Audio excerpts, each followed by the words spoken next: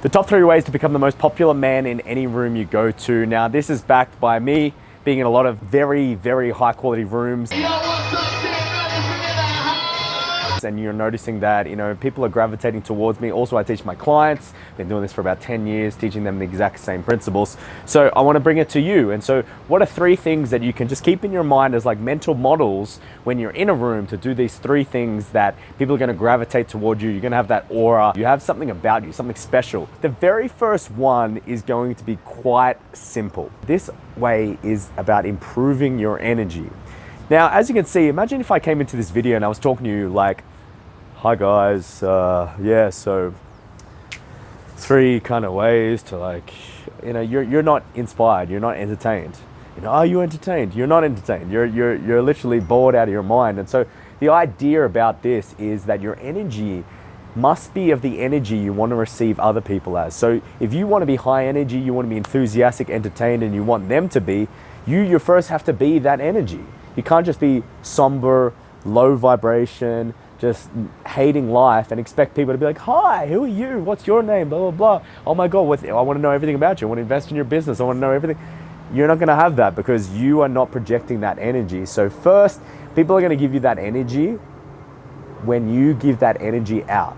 So this is not being an extrovert. This is not being an introvert. This is being a human being and understanding that if you are putting out bad vibrations to the world, bad vibes, you're going to get that exactly in return. People are not going to want to talk to you if you give out good vibrations. So how do we do that? So there's a couple of different ways. Smile when you're introducing yourself. Firm handshakes when you're introducing yourself. Being loud, expressive, not being quiet and people saying, huh? I can't hear you. What? People don't want to talk to you. You've got to be loud. You've got to be not obnoxiously loud, but loud enough so they can hear you quietly. It's kind of like your TV. Your TV, you don't put it down super low, where you have to strain to hear it. You put it at a comfortable level. That's how you want to talk. What are some other ways that you can do it? Well, you're always coming into the interaction, not looking at the negative or being the Debbie Downer, being like, oh, well, that happened. Well, look, how bad's the weather? You don't want to bring the mood down. You always want to bring the mood up. You want to be someone that is leaving people with a good impression of high energy, of positive energy, where they feel, oh, we were around this guy and he made us feel good. And so that's going to come into the next couple of ones. So the next one that's very, very good that relates to your energy and people feel as if you actually care about them. People feel as if they know you more is by remembering their name. Now, not all of us have a great memory where we can remember names, but it's very important because as Dale Carnegie said in his famous book, a man's name is the sweetest sound in the world to him. So that's to do with everybody remembering people's names. There's a couple of different ways. I write a lot of people's names down. Like, oh, that's Derek, that's Jenny, that's Anne, that's fucking Susan, that's Samantha, that's Dave. And so I can sort of remember, but most of the time when again that I'm writing them down on a notes, I'm writing them down or that what they look like, how do they act, what's something we talked about. So, in previous conversations over and over again, I'm able to recall upon them. Now, there are some other ways you can do it, which is you're linking them to something that's very, very common, right? So if his name's, Carl, and you just got back and he just said he got back from the coral reef, you're like, coral, take the O out, Carl. Okay, Carl. I remember Carl. You can do like a word association, but really remembering people's names make them like you more. And even if they don't know your name, that's actually a plus. So that if you remember their name and they don't remember yours, they're going to reinvest heavily because they're like, damn, this guy knows my name. I feel bad. I don't know. And they're going to overqualify, overcompensate, try to invest very heavily within you. The second thing, and this is really, all of this just comes back down to the energy, not one-upping someone's story. So they're telling a story about, the time they went to Italy or the time they used a handgun and it misfired and they were like, oh, misfired. And then you're like, well, I was actually shooting an AK-47 and it misfired and I nearly hit myself and it's a very scary situation. Tom, sorry about yours, but mine's a lot better than yours. How's Tom going to look at you? He's not going to be like, oh man, I can't wait to have this guy around me more.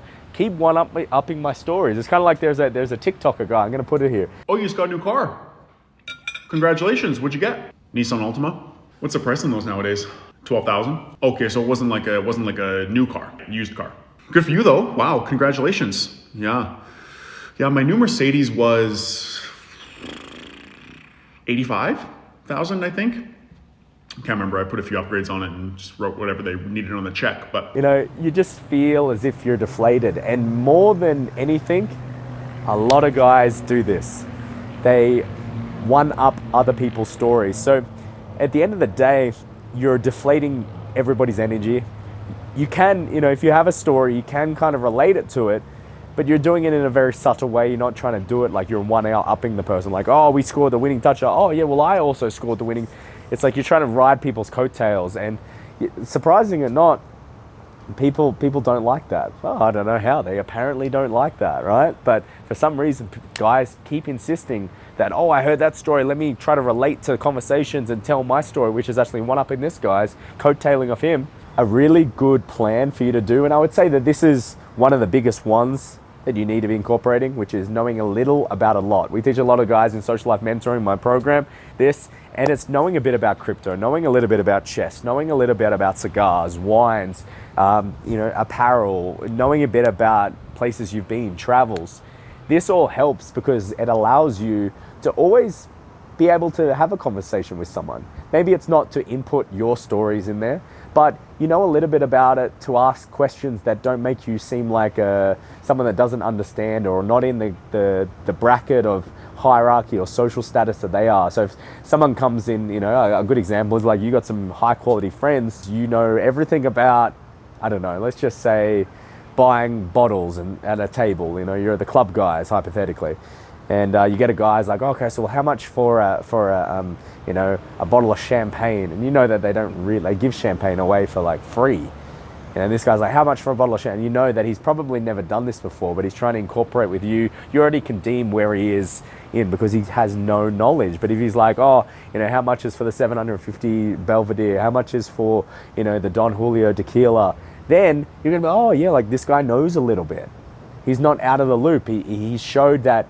Because he knows a little bit, he's probably maybe on our level. So it's not like you're not showing that you're not in the cool club. You're in the cool club by just knowing a little bit.